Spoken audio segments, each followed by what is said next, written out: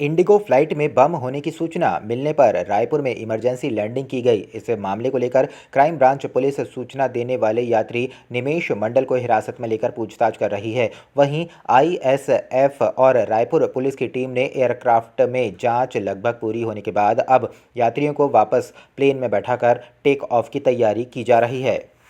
आज सुबह माना एयरपोर्ट में एक इंडिगो की फ्लाइट के लैंडिंग इमरजेंसी लैंडिंग होने की सूचना मिला था, जिस पर तत्काल थाना प्रभारी और सीएसपी माना एयरपोर्ट गए थे, जिस पे पता चला कि नागपुर से कलकत्ता जाने वाली इंडिगो की जो फ्लाइट थी उसमें एक बम होने का थ्रेट का जानकारी मिला था सूचना, जिस पर इमरजेंसी लैंडिंग एयरपोर्ट में कराई गई है। इसके प्रथम दृष्टया इसमें तस्दीक किए जाने पर उस फ्लाइट में ही सवार एक निमेश मंडल करके आदमी था, जिसने उक्त थ्रेट होने का बम होने की जानकारी उसमें दी थी, और जिसको पूरा तस्दीक करने के बाद विधिवत उसका छानबीन करने के बाद उस प्रकार उसके द्वारा जो दिया गया जो सूचना है वो झूठा होना पाया गया, और जिसके बाद उसके विरुद्ध में एविएशन एक्ट 1992 के जो प्रावधान है उसके तहत इंडिगो एयरलाइंस के द्वारा थाना में लिखित आवेदन पत्र दिया गया है, जिसमें उसमें अपराध पंजीबद्ध कर रहे हैं। राजनांदगांव जिले में मनमाना किराया वसूली पर अंकुश लगाने और यात्रियों को किराया दर की जानकारी देने के उद्देश्य से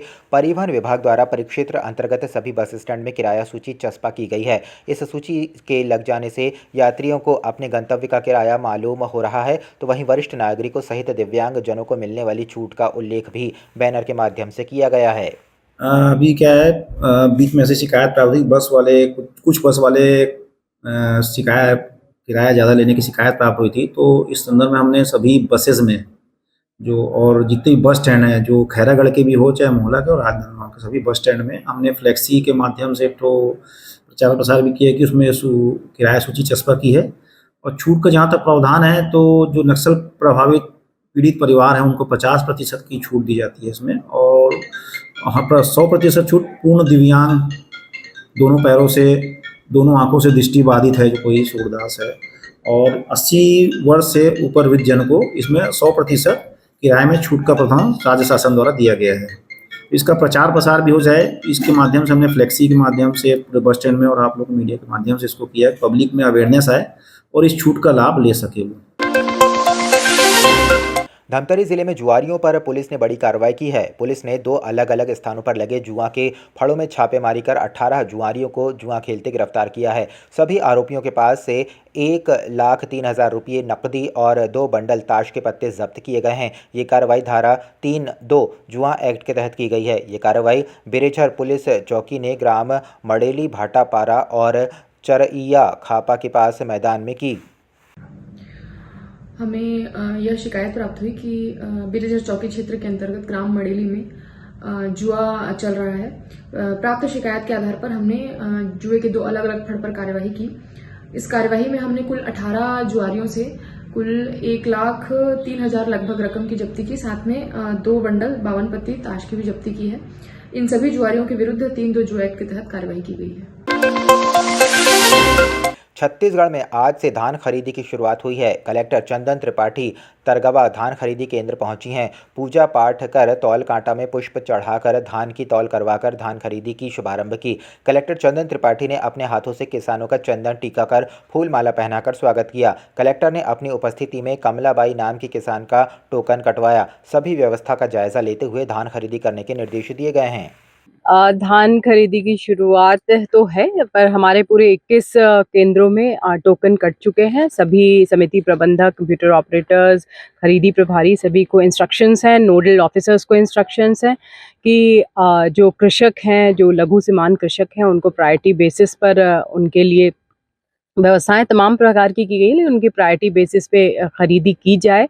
और किसानों का स्वागत भी बड़े हर्षोल्लास के साथ किया जाना चाहिए, इसके लिए भी इंस्ट्रक्शंस दिए गए हैं। और मैं उम्मीद करती हूँ कि कोई भी खरीदी प्रबंधक या जो हमारे खरीदी प्रभारी हैं वो किसी प्रकार की गड़बड़ी ना करें, क्योंकि इस बार प्रशासन तथा राज्य शासन भी बहुत स्ट्रिक्ट है। सारे इंटीग्रेटेड फार्मर पोर्टल में जितने लोग का रजिस्ट्रेशन हुआ है उसके विरुद्ध में किसी और खसरे पे खरीदी करना बिल्कुल प्रतिबंधित है, और बिल्कुल इस तरह की कोई भी गलती पाए जाने पर हम लोग कड़ी से कड़ी कार्रवाई करेंगे। धमतरी के जिला अस्पताल में मृत्यु प्रमाण पत्र के लिए लोगों को करीब 8 महीनों से भटकना पड़ रहा है। बताया गया कि जिला अस्पताल में लोगों को मृत्यु प्रमाण पत्र को लेकर लगातार आना हो रहा है, लेकिन पिछले 8 महीने से सर्वर डाउन होने की वजह से मृत्यु प्रमाण पत्र नहीं बन पा रहा है, जिसके चलते लोगों को काफ़ी परेशानियों का सामना करना पड़ रहा है।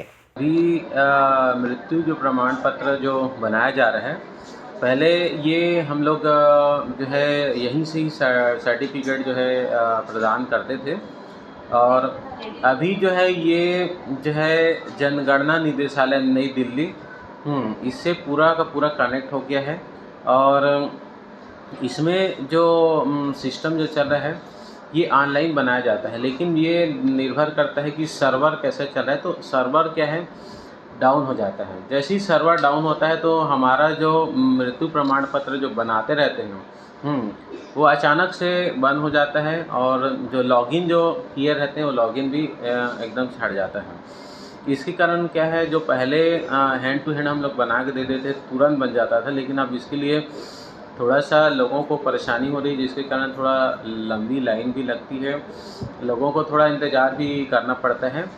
और इसकी सूचना जिला जनगणना कार्यालय कलेक्ट्रेट ऑफिस रूम नंबर 80 में एक व्हाट्सएप ग्रुप है। इस व्हाट्सएप ग्रुप के द्वारा वहाँ पे इसकी सूचना बराबर दी जा रही है, लेकिन जो सर्वर है इस पे तो नियंत्रण हमारा नहीं है, इसके कारण थोड़ा सा लोगों को तकलीफ झेलना पड़ता है। ये जब से ऑनलाइन हमने रजिस्ट्रेशन स्टार्ट किया है, पिछले 8 महीने से ये परेशानी लोगों को थोड़ी हो रही है। बिलासपुर जिले में नव नियुक्त अधिकारी कर्मचारी कल्याण संघ के बैनर तले नगरीय निकाय के कर्मचारियों का हड़ताल जारी है। हड़तालियों का टेंट हटाने के बाद आज प्रदर्शनकारियों ने छाता लेकर आंदोलन प्रदर्शन किया और कार्रवाई का विरोध करते हुए अपनी मांगें सरकार के सामने रखीं।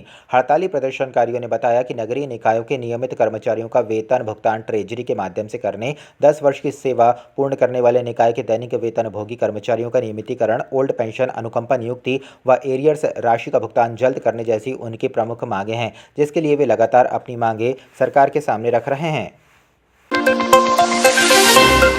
रेंज साइबर थाना रायपुर की कार्यवाही, डिजिटल अरेस्ट के नाम से पंडरी निवासी 58 वर्षीय महिला से ठगी करने वाला आरोपी 24 घंटे के अंदर गिरफ्तार।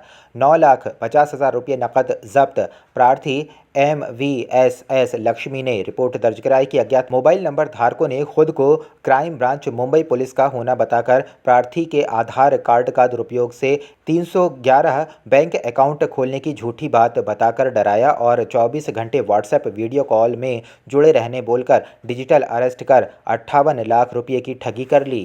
पंडरी थाने में प्रार्थी ने यह रिपोर्ट दर्ज कराया था कि महाराष्ट्र के क्राइम ब्रांच के अधिकारी बनकर उससे 58 लाख रुपए का ऑनलाइन फ्रॉड किया गया है और काफ़ी समय तक उसको डिजिटल हिरासत जैसी स्थिति में उसका व्यवहार किया गया है कि रिपोर्ट पर अपराध कायम किया गया था। रेंज साइबर के द्वारा इसमें इन्वेस्टिगेशन किया गया है और इसमें एक जसविंदर साहनी नाम के व्यक्ति की अरेस्टिंग की गई है और उससे 9.5 लाख रुपए की राशि को सीज किया गया है और विभिन्न उसके बैंक अकाउंट में लिंक लगाया गया है और आगे भी इस प्रकार के जो ऑनलाइन फ्रॉड में इनके साथी दरान कौन है इसका आइडेंटिफिकेशन किया जा रहा है। भविष्य में उनकी भी गिरफ्तारी की जाएगी।